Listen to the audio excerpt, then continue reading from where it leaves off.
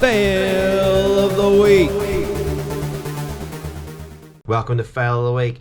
This week I thought I'd try out a bit of a Twitter poll and see what the people thought. And if you want to jump in on next week's one, go to Twitter and have a look. Coming in at last place was good old Elbow and his jet-setting habits. We got a wonderful shot of him getting around with all the favourites like Sleepy Joe Biden. Like, who wouldn't want to meet that yahoo? Of course, was Dan Andrews there with him. It was the big joke of the week on Twitter. The PM, of course, was advised against going over it due to security and hacking fears. But, you know, Elbow took Penny Wong. How much more safe could you possibly be? But hey, who cares about any of these things when Australia's record biggest income decline in the developed world has just hit an all-time low? Of course these things are happening. We've all got to pay for Elbow's holidays. Pretty sure he thinks he's on the way out and he's going to spend as much as he can. And of course, in the face of all Australians who are starving, we've got Elbow shaking his butt in your face.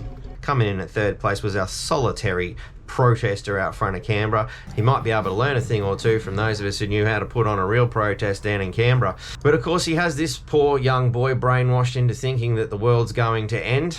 Going to be a really hot summer and bushfires and temperature. We're all going to burn alive. It's pretty devastating to hear him say that we're all going to burn alive. Of course, here he is, day 4, with the dog. The running joke on Twitter was he got hungry and ate the dog on day 5. And of course, here he is, day 8, hiding under a giant doona as he's clearly freezing to death with all this amazing global warming that's going on. Coming in at second place, good old Palachuk spending $40 million, which is aimed at easing the pressure on hospital emergency departments and providing the cost of living relief. Amazing how much money she is spending trying to buy everybody's voices. I don't know that a flu jab was really the best option, considering, again, have a look at how many people didn't want a COVID jab. Of course, here she is leading into the ultimate fail, having a lovely little photo op on the plane here with doing the little hearty thing, like, you know, like she really cares. I think what she really loves is jet setting around at the Australian taxpayers' expense and doing her little bit for climate change, leading us into Fail of the Week.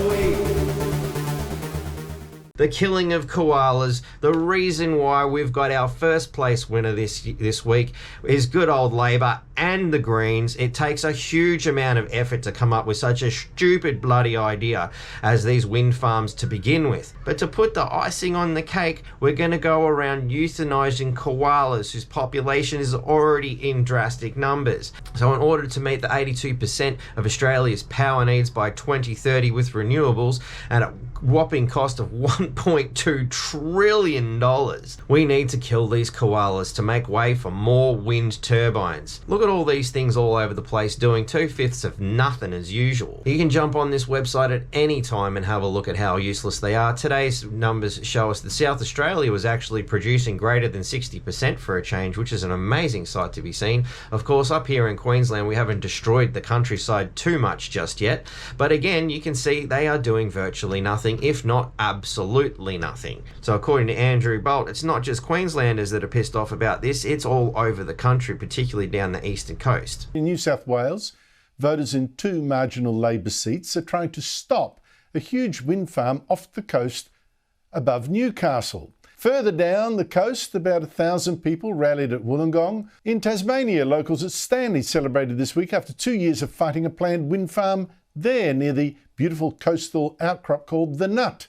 In Queensland, the Friends of Chalambin group has been formed to stop another wind farm in an area adjacent to a World Heritage listed rainforest. 40 big new wind turbines a month, plus 22,000 new solar panels a day. Coming back to our lovely climate protester, this is the kind of thing these people want. They want these cars catching fire.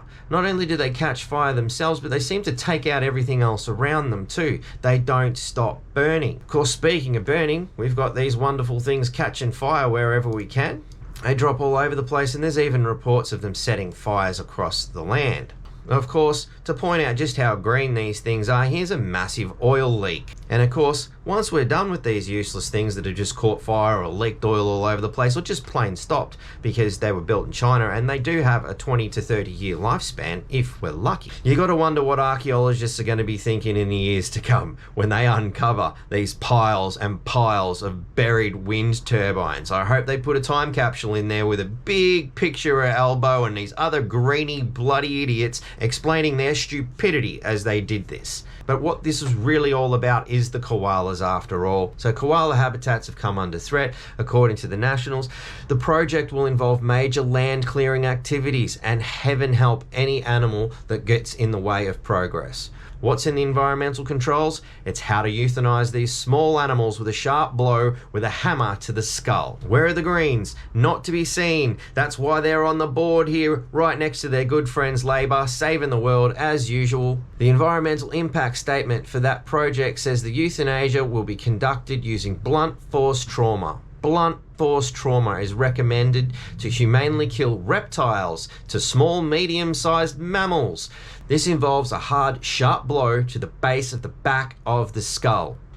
Well done, Greens. Well done, Labor. Every time I see this cartoon, I think of the Greens. Come out, wherever you are. Oh, he's asleep. He's back! Hi! Don't worry. Even if you are funny looking, I'll still love you and hug you and squeeze you all to bits. Why do I think of the Greens? Because they're literally loving nature to death. What's the solution to this? Apparently 50% of Australians are now getting on board with nuclear. That seems to be the solution here for cheap, efficient and effective power. But don't take it from me, take it from an environmental scientist. Instead of having all this destruction that could be happening right through all our forests, which is terrible for climate change, have nuclear power stations replacing our coal-fired power stations, actually on the sites where the coal-fired power stations are. They don't need extra infrastructure, they don't need extra transmission lines. And in fact, many of the workers could move almost directly to the new job. If you want to see more on that story, I highly recommend you can check out our video. The link is in the description. Wind farms, a man-made disaster. Thank you all for watching. Jump over to Twitter if you'd like to cast your vote for next week's. I should have it up roughly around Sunday. Until next time, thank you very much.